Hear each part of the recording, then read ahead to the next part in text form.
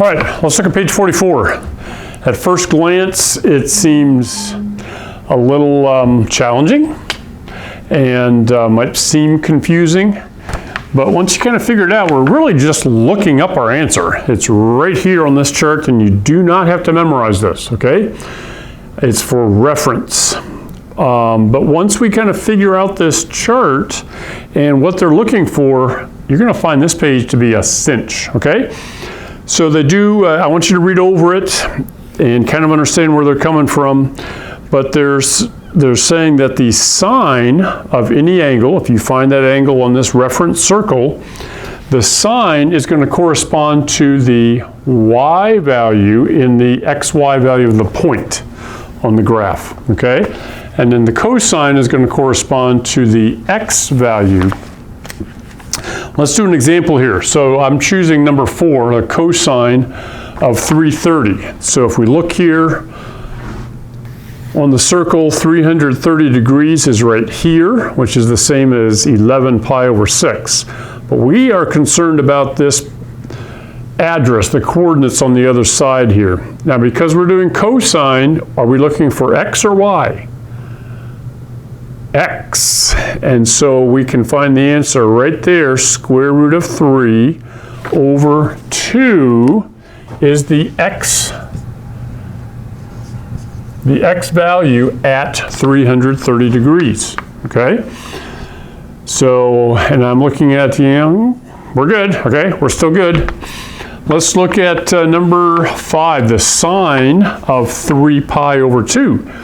So again, we look on here, 3 pi over 2, 3 pi over 2.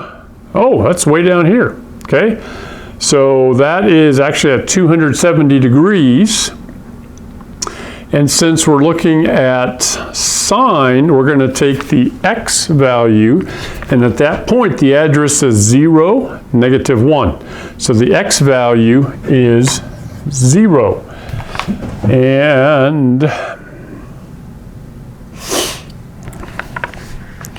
think I did something wrong. We're actually doing sine, so it's the y value. I'm leading you astray. Cosine is x, sine is y. So I'm looking here at 0, negative 1, and taking the y value. See, if you follow the directions, it's easy.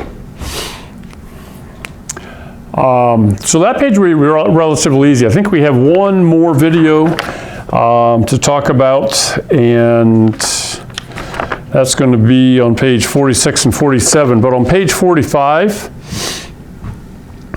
they're reminding us that the cosecant, secant, and cotangent are really just the inverse, okay? The reciprocal, I shouldn't say inverse, the reciprocal of whatever the identity is for the other ones, the sine, cosine.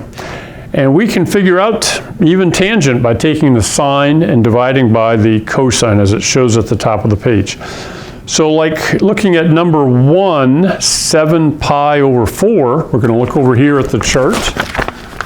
Find 7 pi over 4. Right here it is, 315 degrees. So we have square root of 2 over 2 and negative square root of 2 over 2.